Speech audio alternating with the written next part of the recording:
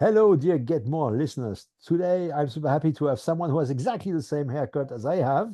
So, welcome our friend Richard Blank. So, Richard, let's start directly. Tell me, who are you? Who am I? I'm a big fan of your work, Thomas, and I'm so happy to be here with you and your audience today. But my story begins in Northeast Philadelphia. All Yeah, I'm from the right. United States. And growing up, I loved Spanish, decided to major it in college, and So, then if I tripled just down may on it. interrupt, how comes that the guy from Philadelphia loves Spanish? Because he's definitely not close to any Spanish border or Spanish community. Excuse me for interrupting. No, no, in fact, I'm glad that you did. Uh, I tell you what, growing up, I had very generous parents. And during certain times of the year, we would travel. And a lot of those travels Okay. were to Mexico City or to Okay. some of the fun beaches. And besides having the best time of my life when you're 8 years old, I came back with at least 20 brand new vocabulary words. And when I would meet somebody from the Latin community and I would share these words, I got such positive reinforcement. And they Okay. also added some grammar and more vocab. And so as a little boy, I realized that touching that plate didn't burn and you might get some rewards from it. And it opened many doors. And I got extra, as you would say, smiles Uh-huh. from people when I showed them that I was capable of investing my time and Okay. showing interest in their language. And so growing up for me in school, it was probably one of the best classes that I Okay. could find the most enjoyment in. It was the easiest for me. And really the structure was there. So I guess I was just building on some sort of momentum. Uh-huh. Interesting. So, but that's not who defines who Richard is. There is more behind Richard, right? Well, yes, my friend. When you're growing up, you have a lot of pressure from your family to follow certain scholastic or Okay. cultural tradition, marriage, life. They have it all planned out for you. Hmm. And you might be forced in that box and you sell your soul, you make a lot of money, but you're miserable. But as I said, when I was a little boy, and especially you being from Germany, you speak at least a minimum of three languages fluently. Mm. Every German I met has been extremely proficient in languages, and I had envy for that. I felt that someone like that was more learned.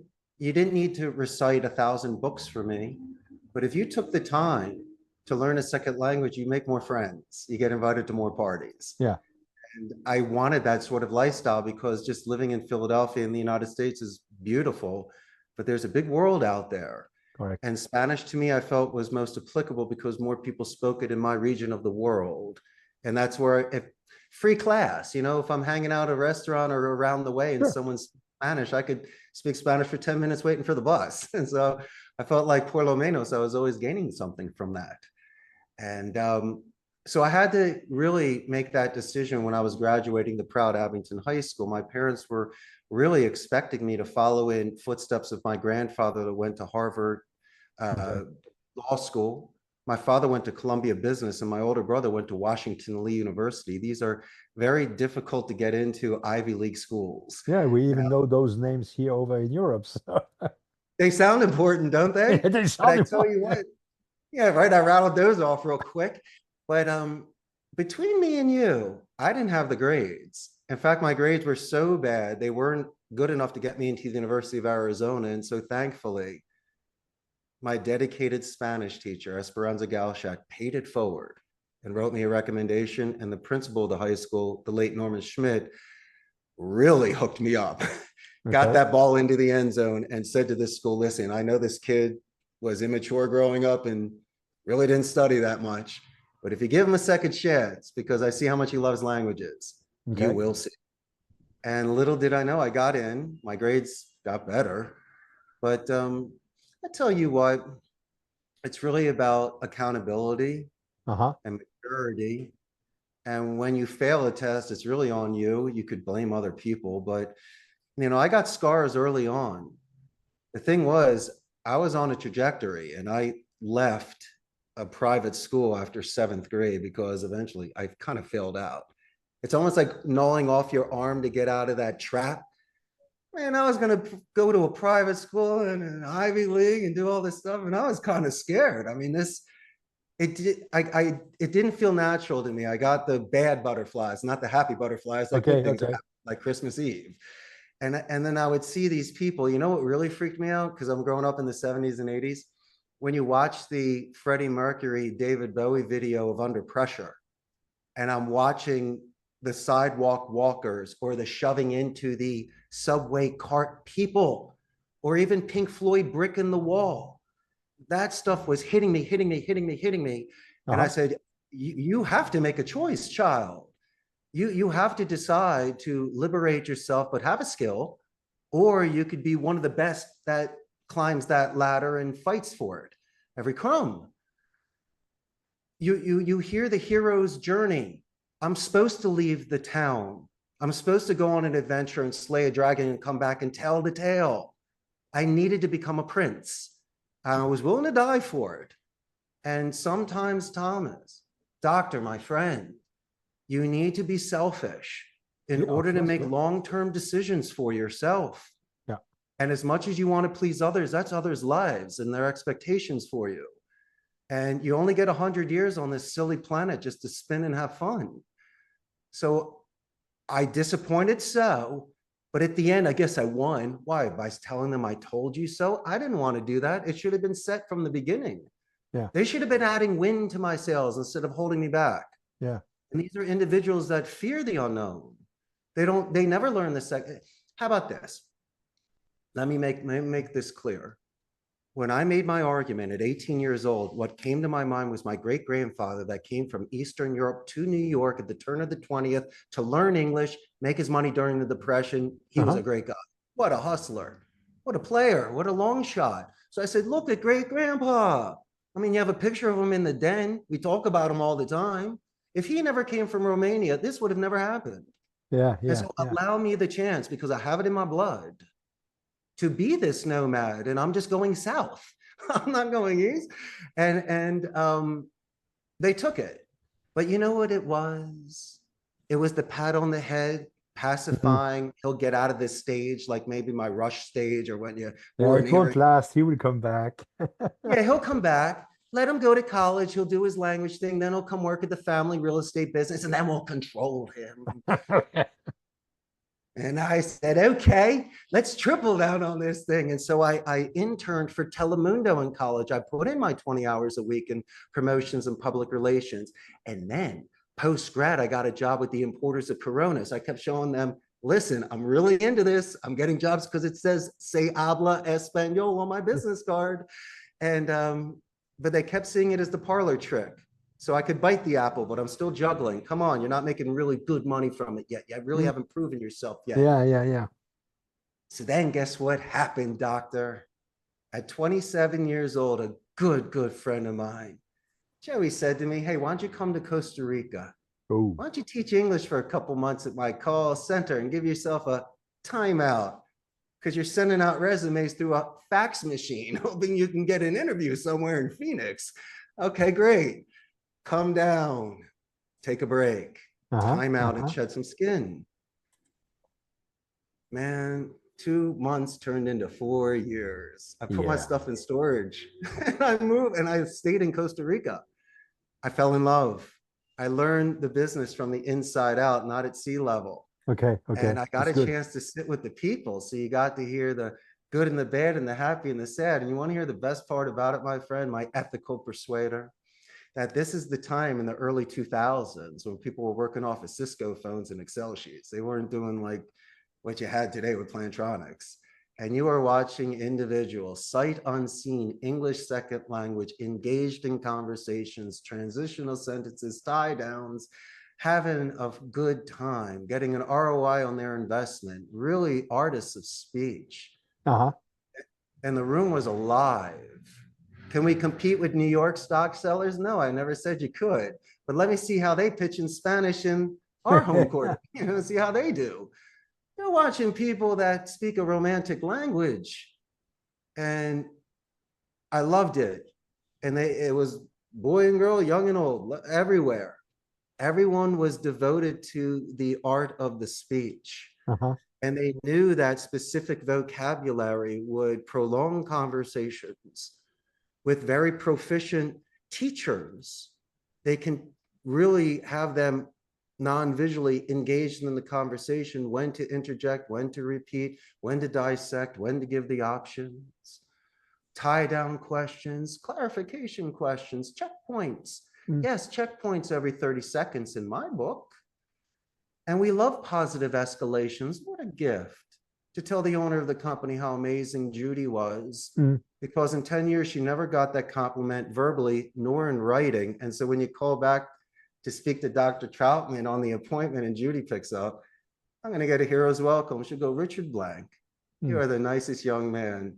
I can't believe what you said to the doctor. You wrote about it too. He came out immediately and said, this is amazing. You made my day. By the way, his birthday is this. He loves this. This is his favorite band. And you should call him in. You know, you really get more business. And so how do you do business the right way? Well, you do something where it can be repeated. When it's a one and a done, it's a one and a done, because no one knew where it was going. It's two ships in the night. But when you start connecting like trapeze artists, where you know when to let go and when to grab. And I tell you what, I could call your company 15 years from now and Judy will still remember me compared to the 99,000 other people that have called. Yeah, there are people who create an emotional connection. So yeah, absolutely. And that's kind of where it goes. And then I saw this spark again. I said, listen, English is my first language. I'm seeing these agents working here. I know that I can enhance, enriquecer what they have. I'm not going to take credit for it, but I can polish them a little bit, little German Philly style, you know, if you and I were training them, and call the balls and the strikes and give them the little guilt when they needed it and let them know they're better than that. Using our QA department and their recordings for them to listen to themselves. You said it, not me. It's like the mirror vocally. And it's a great way for those that are prepared to be vulnerable to grow. Because if they're willing to be balanced and coached appropriately by the right mentors that have the scars, that have been given this delicate opportunity to pay it forward in a certain way where you and I, my friend, can make or break them. But we choose the former. And I've seen terrible CEOs that lose their cool on the floor and start screaming at people. Why? For their ego? That's great. You had your moment. But I think about what happens when that individual goes home. And the fact that we've been with this person for 5 years, you got to treat Billy a little bit better than that. And I love giving third chances. Why? Because the second chance, you still probably didn't learn your lesson. So you need a third chance. Come on, the one teacher that kind of gave it to you on the side just to make sure you passed. And so you and I have been there. We've broken a window or two, but we've also been given the chances to make it right. And the best cops were the bad kids growing up because they know how to relate to people the best. Exactly.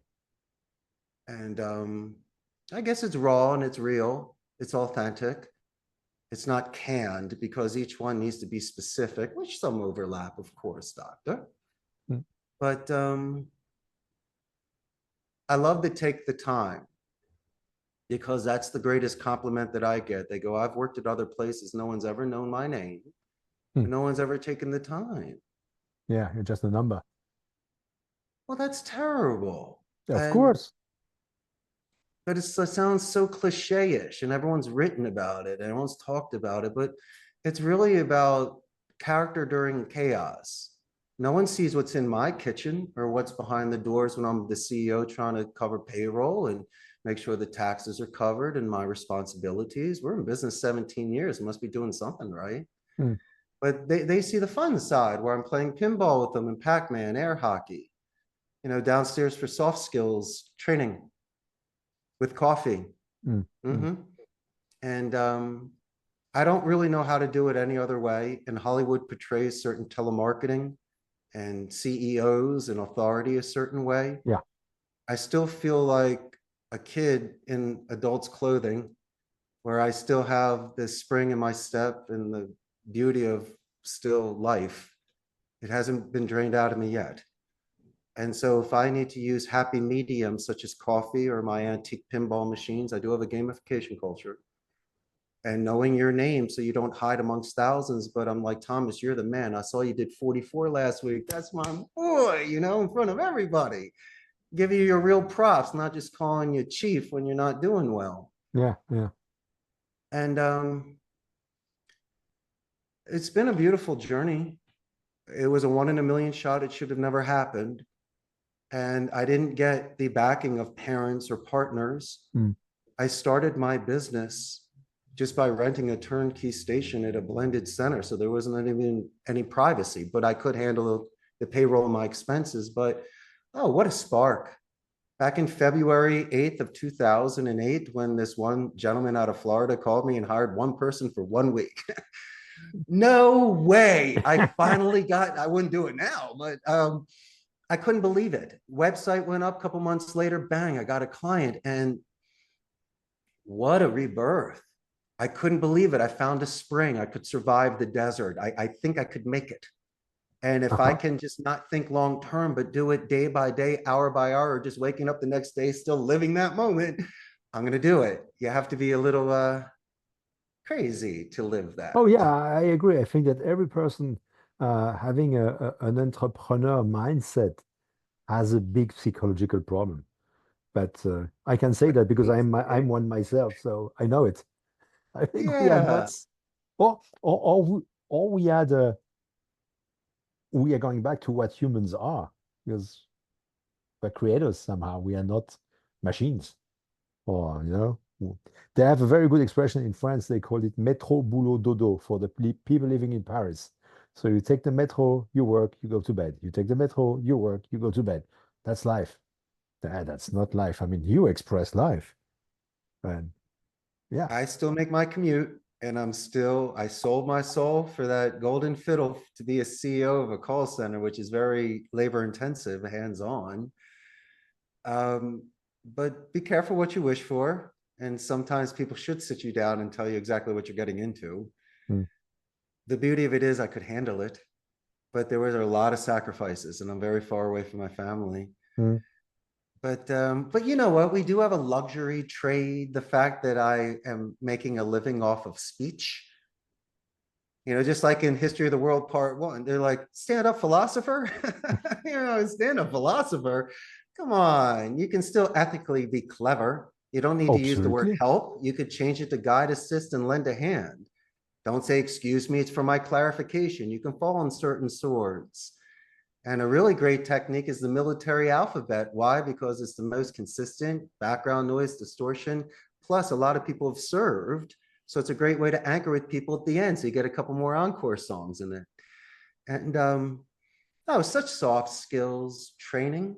So at least they have romantic deaths on the phone.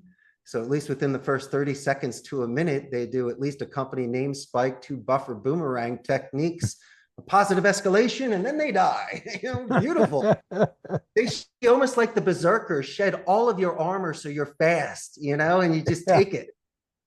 And if they can jump clouds 200 times a day, they'll land the good ones because they'll have excellent momentum, excellent rhythm, and they'll land the intro. They'll say the name Judy 5 times, compliment the name of the company, get more podcasts. How are you today? At least what it's going to do, it's going to reduce the defense from a 10 to a 6. And so then the individual will say, well, who is this? And that's when we use the buffer boomerang technique. Mm-hmm. What I like to do is buffer the name. Thomas, that's an excellent question. My name is Richard Blank.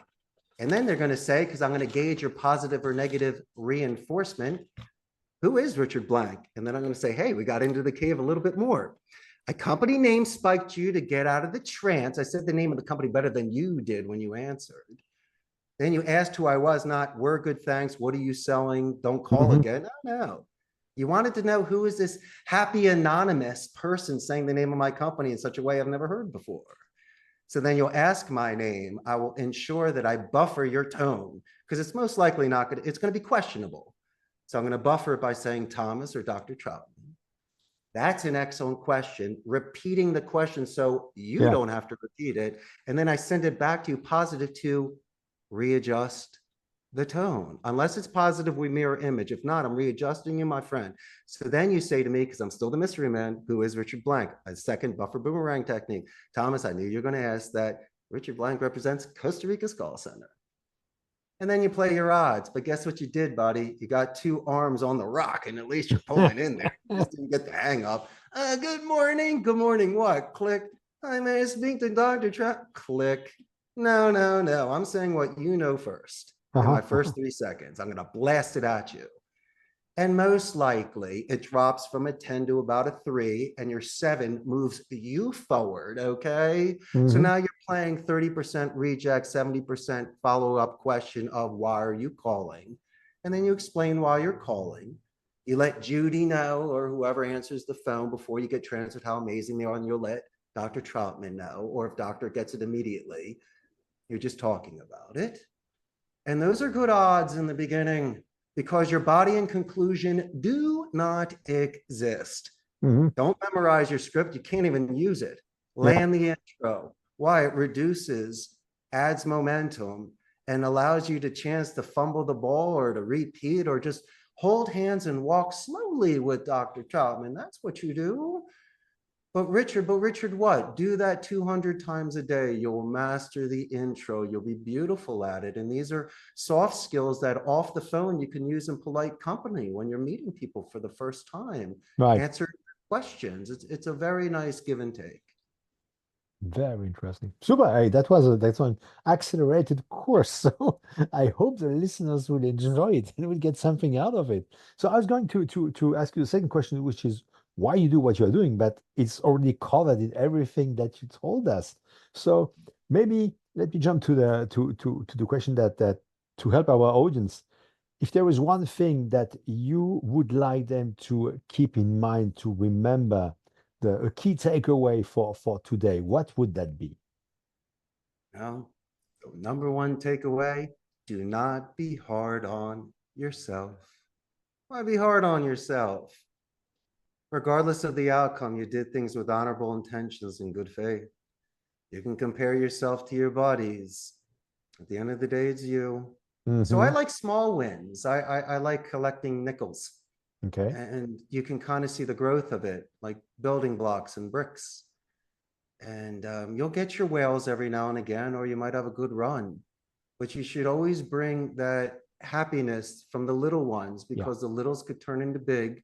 Remember, you started with 1 seat at one day. You started with no seats. You were by yourself. And you always loved the first job, the first boss, the first client. So try to pay that forward like a candle that lights other candles. And I can't believe the fact I'm 52 years old and I'm giving my wisdom on such an amazing show like yours. And I can't thank you enough, but please keep it pure, because you don't want to sell your soul for $1. There's 1,000 ways to earn a living. Yeah. Your reputation is a very nice thing, but sometimes those that may speak ill about you, or they don't understand it, they never had a chance to get to know you, or allowing you to make your case. And, you know, light bulbs that burn bright sometimes attract certain bugs. And I have my own haters. I'm a guest in this country, in Costa Rica. There are individuals that worked with me that say great things about me, and others that want me to jump in a lake. What are you going to do? But this is what I do. No, I never gave them the walk of shame, Thomas. I never made them cry on the floor. And I never did anything to remove their dignity. They can't say that I did. I definitely knew their name and played pinball with them. And so if they say something, it's more about saying about themselves. They weren't able to live up to my expectations. What are my expectations? You being a champ, you being an ace and the best you could be. You're a wasted potential. You didn't try hard enough. What do you mean, Richard? Billy wasn't coming to work on time. He was only making 40 calls a day. He wasn't using any rebuttals. I think he cursed once on the floor. So he's a cancer. I'm sorry, I can't hit the ball and drag him. I'm not going to carry you. I will guide you and add wind. But no, it's not fair for you to hold everybody back. You need to grow up a little bit, and then you might come back and give it a second chance when you're ready. But, you know, I see different stages of life of individuals. My favorites are the 18-year-olds that are legally allowed to work, but they're so smart and they're squire to a knight. They have no bad habits and I can mold them. Right. And it's the most beautiful transition because they're so pure. They haven't been jaded yet. Mm-hmm. And sometimes the most incredible actors of speech that I have heard, because they really are, I guess, in that honeymoon stage of life, That's well and they put. just want to win. And so I want to capture that and put that in a bottle. Wow, beautiful, beautiful. So, Richard, if people want to keep talking with you or learn more from you or even maybe use your services, where can they find you? I have a very large Facebook fan page with 138,000 Whoa. people there. And once this goes live, you'll have even more Central America fans, but it'll really give your audience a pulse on the business process and outsourcing industry in Central America. Now, real quick, we're north of Panama, south of Nicaragua. We're the only democratic society in Central America, and there's no standing Hey, army. So Costa Rica's put all their money into education, 95% literacy rate. There's a lot of bilingual German schools here, which you're you'll trying get. to attract me or what? I definitely want you to come and visit, but we're so known for our ecotourism, Okay. surfing, plus your buddy Richard's here. So, um, but I can't thank you enough. And as I say, if your audience wants to be an entrepreneur, sometimes it's dipping your toe in testing waters, being responsible with your family financially. Mm, How about this, my man? Telling the truth is the greatest thing. You can do it over and over again. I always acted my wage. I never overextended myself, because once that happens, you make very bad decisions or desperate decisions. yes, yes. I pasted what came. And that's just how the game was. It maybe led, it took a little longer, but it's more secure that way. You can control it that way. And as I say, if you get one shot at it, do it the right way. Give yourself a solid foundation so it Mm, can support your growth.